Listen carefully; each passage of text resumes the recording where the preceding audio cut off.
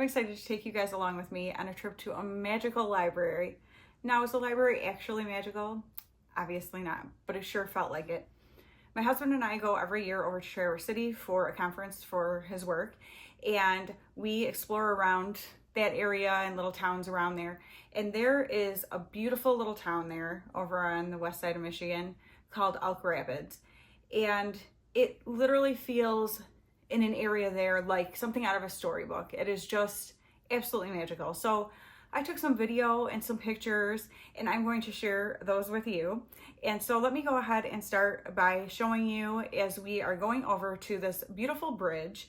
I'm going to be putting on the screen a picture of a plaque that tells you about that area, about the bridge, about the place that we're going to.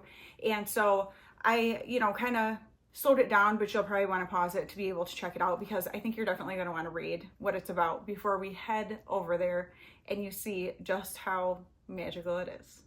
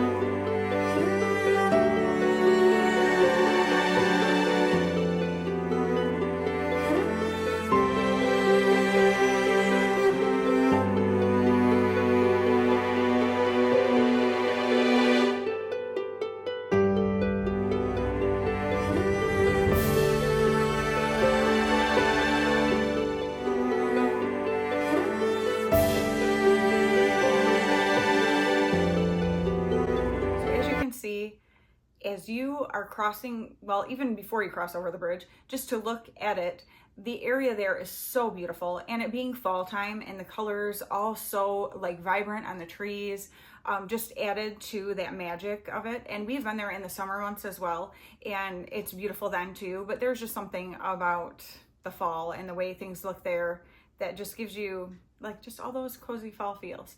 And so you saw how gorgeous the water there as you're being able to see out in the distance, and it was a little bit windy that day, so you could see the waves out on the water.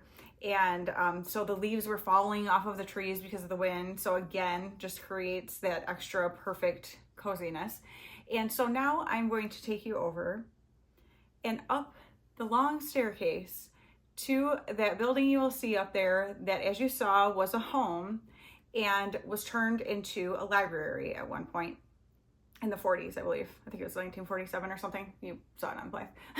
But so when I have known that was a library, we've known that all the years that we've been going over there, but we never went up there.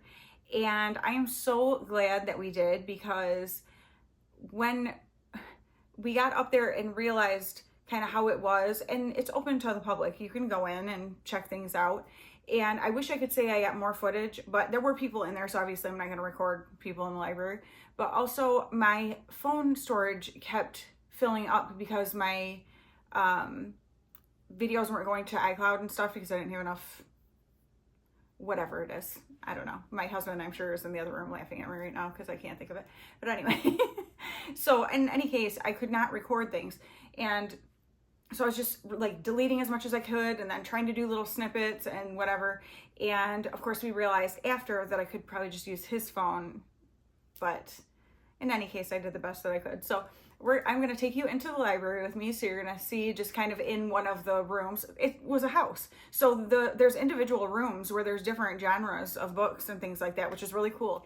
And you could tell up at the front of the house must have been almost kind of like a covered porch area, and they have like chairs and stuff up there where people were sitting reading and stuff. So I thought that was so cool. Definitely very unique for a feel of a library, not your, you know, modern libraries. It was so much better.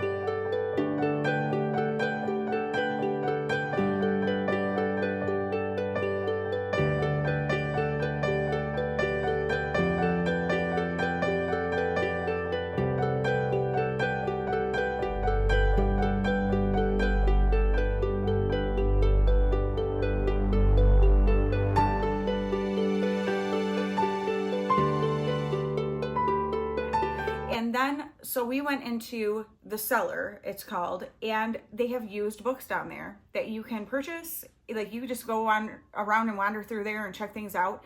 And then it is all by donation. So it's whatever you want to pay for them. So I'm going to take you down to the Cellar for you to kind of get an idea of what it looked like down there. It was really good size. It was all alphabetical. As you'll see, they have the little, you know, thing sticking out to show you.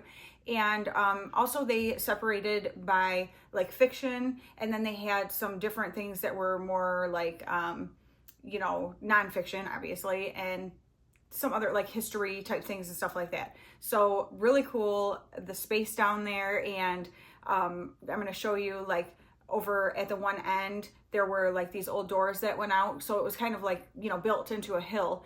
And so there's doors that go out that you obviously couldn't go out, but just to be able to kind of see out there a little bit, the view, and just how gorgeous it was. So I'll go ahead and take you down with me so that you can check out that space and see what they had to offer down there.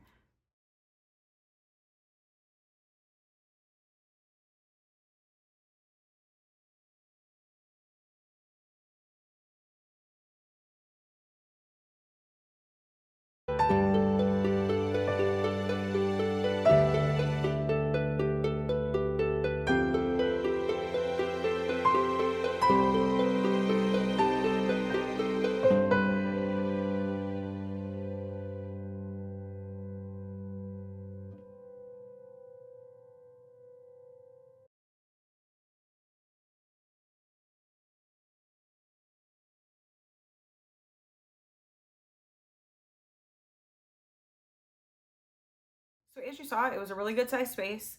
There was actually a lot of variety of books. I was really surprised. And I kind of could have gone crazy, but I decided not to. And then we realized, because it was donation, so it was like cash, I had left my purse in the car, like down those steps, across the bridge, over to where we were parked. So my husband so nicely went all the way back there to go get it, to bring me back my purse to have cash. And so I did end up picking up a few things, and so I'm going to share those with you now. So I ended up finding a pretty good variety of things, so I was really excited. Something I will mention that I do is, when I am going through, since I do purchase a lot of books, if you've been around here for any length of time, you know that. But if you don't know, I'll put a link up here to my playlist for all of my book shopping. But since I do purchase a lot of books, I do like to not just grab everything, you know? And that's hard sometimes when there's such good deals on things, because you're like, well, even if I don't like it, I'll just put it in a little free library and I'm not really out anything, or donate it somewhere else or whatever. And I still need to be conscious of the fact that my house is only so big and I only have so many places to put these books until I decide if I'm reading them or not. And so something that I do like to do is pull up Goodreads and kind of look at books on there, if there's something I haven't really heard of before, to see kind of where the ratings are. Now, do I base what I read on Goodreads ratings? No, not generally. But just to help me narrow down so I'm not spending, or not, it's not even spending a lot, but just not purchasing a ton of books and then potentially getting ones that aren't that great, I do like to kind of narrow it down that way. So if you're, you know, like book thrifter like I am and tend to find yourself going a little overboard sometimes, that might be a way that you can also kind of reel yourself in a little. And so, yeah. So in saying that, I did pick up 2 Christmas books, so these will definitely be on my December TBR. The first one is by Debbie McComber, and it is a Mrs. Miracle Christmas, because I did read the first Mrs. Miracle book by her. It's been several years ago, and I really, really enjoyed it. And I actually had one of you ask me about, for recommendations for Christmas books, and I haven't read a whole lot, but I did recommend that one to her. And so this is another one in that series. And so since I enjoyed that one so much, I knew I probably would really enjoy this one too. So I went ahead and picked that up. And then I also found this Christmas at Cozy Holly Inn by Meredith Summers. And I looked this one up on Goodreads. I don't think I looked up the Debbie McComber one because I already know she's a good author, and like I said, I already read one of those books. But this one I looked up, and this had really, really good reviews. And so I am really excited to get into that. Again, you will be seeing about this in December, so I won't say too much about it now, but watch for my December TBR and I'll tell you more about it. And then I picked up some suspense thrillers because I did, because that's what I love. I also picked up Missing Pieces by Heather Gudenkoff. And I don't believe that I've heard of this before. It's, she's also the author of The Weight of Silence, which I feel like I've heard of that before. Sarah Quinlan's husband, Jack, has been haunted for decades by the untimely death of his mother when he was just a teenager. Her body found in the cellar of their family farm. The circumstances a mystery. Yikes. For years, Jack has avoided returning home, but when his beloved Aunt Julia is in an accident, Jack and Sarah are forced to confront the past that they have long evaded. Upon arriving, Sarah and Jack are welcomed by the family Jack left behind all those years ago. But as facts about Julia's accident begin to surface, Sarah realizes that nothing about the Quinlans is what it seems. Sarah dives deep into the puzzling rabbit hole of Jack's past, but the farther she climbs, the harder it is for her to get out. And soon she is faced with a deadly truth she may not be prepared for. So that sounds super good to me. Then I have Faithful Place by Tana French. And this one says, the course of Frank Mackey's life was set by one defining moment. When he was 19, the moment his girlfriend, Rosie Daly, failed to turn up for their rendezvous in Faithful Place, failed to run away with him to London as they had planned. Frank never heard from her again. 20 years on, Frank is still in Dublin, working as an undercover cop when his sister calls to say that Rosie's suitcase has been found. Faithful Place is a coruscating story of family and secrets, love and loss, how sometimes the prism through which we view the past can shift, and everything we think we have seen must be reevaluated. So I have only read one other book by Tana French before, and it was called Broken Harbor, and that book made me very, very uncomfortable, but it was supposed to. So like, I get it. So that's why I'm giving her another chance, because the writing was really good. It was pretty unsettling. If you've read that, please let me know down below and let me know if you agree that that book is really unsettling. I have actually heard that she is kind of that type of a writer, so we will see what I end up thinking of this one. Then I've definitely heard of this book before. It is First Lie Wins by Ashley Elston, and it says, Evie Porter has everything a nice Southern girl could want. A doting boyfriend, a house with a white picket fence, a tight group of friends. The only catch, Evie Porter doesn't exist. The identity comes first. Evie Porter. Once she's given a name and location by her mysterious boss, Mrs. Smith, she learns everything there is to know about the town and the people in it. Then the mark, Ryan Sumner, the last piece of the puzzle, is the job. Evie isn't privy to Mr. Smith's... Did I say Mrs. Smith before? I did. It's Mr. Evie isn't privy to Mr. Smith's real identity, but she knows this job will be different. Ryan has gotten under her skin, and she's starting to envision a different sort of life for herself. But Evie can't make any mistakes, especially after what happened last time. Evie must stay one step ahead of her past while making sure there's still a future in front of her. The stakes couldn't be higher, but then Evie has always liked a challenge. So that one sounds a little bit different. Like you have those elements of that she's kind of like an undercover person and being put into this place for a job, but then she goes off script clearly because she starts to, have feelings for someone. Isn't that where everyone goes off script? And so, yeah, definitely looking forward to reading this one too. Why do I say I'm definitely looking forward to reading things? Obviously I am, or I wouldn't have picked them up. Weird. So this last book that I picked up, I have looked at several times at different Second and Charles, and the price is always just more than I want to pay. So when I saw that they had this book down there, I was like, oh my gosh, this is the time to get it, because I've been just, wanting to get it. I don't love this edition of it, but for the price I was paying for it, I was fine. So it is Hidden Pictures by Jason Rekulak. I don't know how you say that. I'm sorry.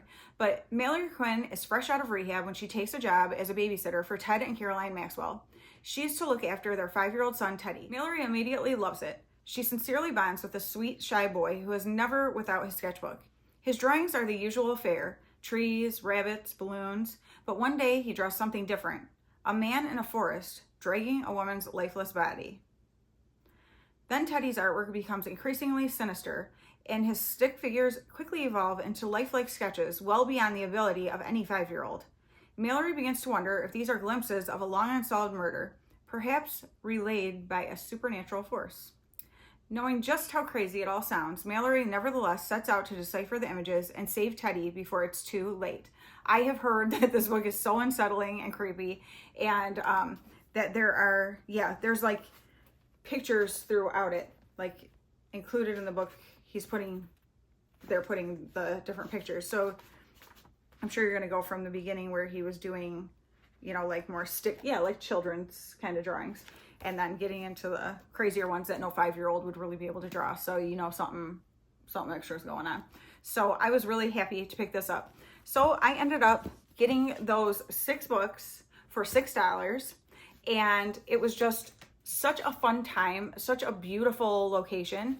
And so these are special to me to be able to have picked them up there and just had that experience. To now that I know that that's like that, I will definitely be going again next year when we go back. So stay tuned for that, and then I'll hopefully be able to get some more footage and stuff too, because I'll make sure that my phone has space to be able to record.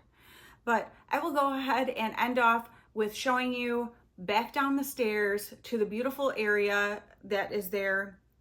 There's like an old lamp post and just such a cool, like I said, magical, cozy, and perfect fall feel. And so I hope that you guys enjoyed this. Thank you so much for coming along with me to this magical little library visit, and seeing what books that I ended up picking up from there that was totally unexpected and so much fun. Thank you guys so much for watching. I will talk to you again very soon. Bye.